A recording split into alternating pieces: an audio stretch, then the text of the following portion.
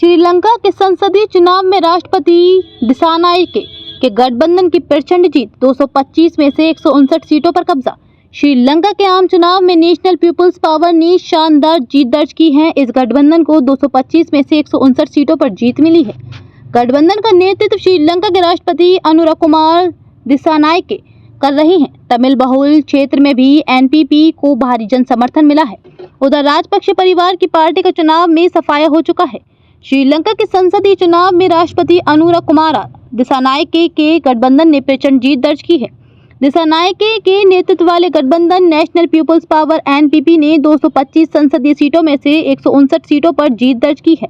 विपक्षी नेता प्रेमदासा की पार्टी ने 40 सीटों पर जीत दर्ज की है। अनुराकुमार दिसानायके को तमिल समुदाय के गढ़, उत्तर और पूर्व श्रीलंका में जबरदस्त समर्थन मिला है।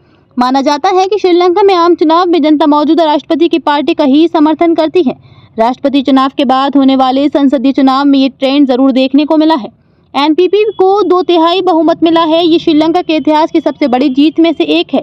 राजपक्षे परिवार की पार्टी का सफाया, सितंबर में राष्ट्रपति दिसानायके को 42% मत मिले थे, मगर आम चुनाव में उनके गठबंधन एनपीपी को लगभग 62% मत मिले। राजपक्षे परिवार की श्रीलंका पोदुजना पेरामुना पार्टी को सिर्फ 3 सीटों पर जीत मिली है। बता दें कि राजपक्षे परिवार ने श्रीलंका को 2 राष्ट्रपति दिए हैं। विपक्षी नेता सजित प्रेमदासा की सामग्री जन बालवेग्य पार्टी ने 40 सीटों पर कब्जा जमाया है। वहीं पूर्व राष्ट्रपति रानिल विक्रमसिंघे के समर्थन वाली न्यू डेमोक्रेटिक फ्रंट ने सिर्फ 5 सीटों पर जीत दर्ज की है।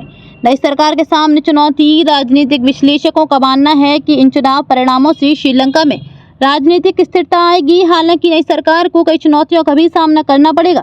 इसकी वजह है कि गठबंधन में शासन और नीति निर्माण का अनुभव रखने वाले नेताओं की संख्या कम है। सितंबर में राष्ट्रपति चुनाव जीते थे दिसानायके। सितंबर महीने में अनुराकुमार दिसानायके ने राष्ट्रपति चुनाव जीता था। तब उनके पास संसद में सिर्फ 3 सीटें थीं। इस वजह से अनुरा ने संसद को भंग किया और जल्द चुनाव कराने का ऐलान किया था।